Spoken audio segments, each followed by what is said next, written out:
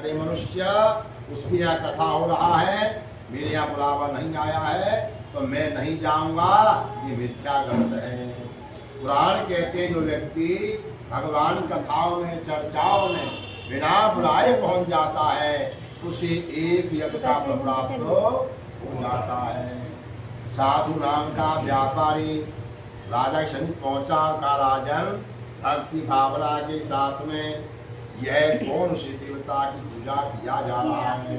राजा ने कहा इसका नाम है सत्यनारायण कथा कर रहा। ये लाइव चल रही है, इसे मेरे यहाँ धन की कोई कमी नहीं, कि संतान का अभाव है। करोड़ों की संपत्ति हो और करोड़पति आदमी हो, हमें संतान न उसका धन है, इसलिए भगवान प्रार्थना करता हूँ कि भगवान मुझे संतान प्राप्त कर आइए। उसने विचार किया है राजन, जैसे आप वैसा ही मैं, संतान मेरे यहाँ नहीं है, धन की कोई कमी मेरे भी यहाँ नहीं है। संकल्प कर दिया, घर पहुँच करके हे भगवान नारायण जी मैं आपका पूजन करूँगा, ऐसा विचार करके कॉलर में लगा लो पंडित जी, कॉलर में वहाँ लगा लो, अपने कॉलर में चिपका लो, इसमें आवाज़ तभी क्या अच्छी होगी। वो चटकनी है ना, चटकनी दबा के लगा लो। हाँ हाँ बस शिवो अब बोलोगे इसमें आवाज़ आएगी। भगवान की जय।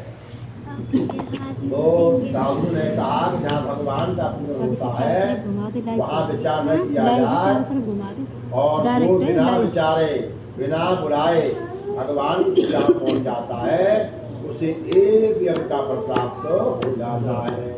साधु नाम का व्यापारी वहाँ पर आगमन किया और कहा राजन जैसे आपने भगवान का पूजन किया है, घर पहुँच करके भगवान तुम्हारा पूजन करूँगा, ऐसा विचार करता हुआ भगवान प्रसाद है घर में आकर के अपनी स्त्री का नाम था लीलावती से कहा, हे प्रिय लीलावती भगवान का प्रसाद है, इसको आप प्राप्त कीजिए, इसके प्राप्त करने से हमें संतान प्राप्त होगी। ऐसा विचार करता हुआ भगवान को लीलावती ने प्राप्त किया।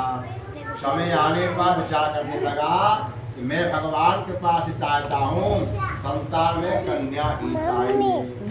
आप देखिए और पांचवी कन्या भगवान और दे दे तो पता है क्या कहते हैं, चार तो पहले ही तीन कन्या है, पांचवी रात एक और आ गई, दुखी होता है।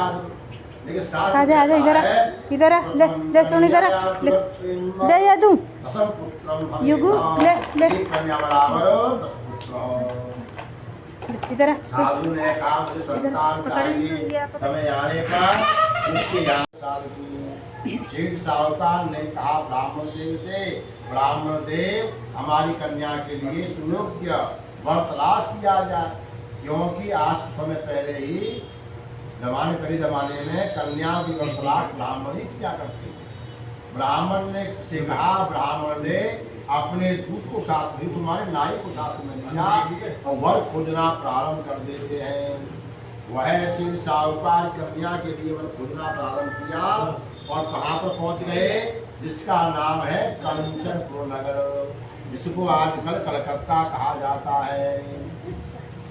वहाँ जाकर के गुरु संपन्न लड़की को तलाश किया, उसका विधान देखा, गुरु संपन्न है, घर आकर कह दिया सेठ साहूकार जी आप कलावती के लिए कंचनपुर नगर में वर तलाश कर दिया है, ये उसका एड्रेस है, वहाँ जाकर के आप कन्या का विवाह संकल्पम कर सही कर दीजिए।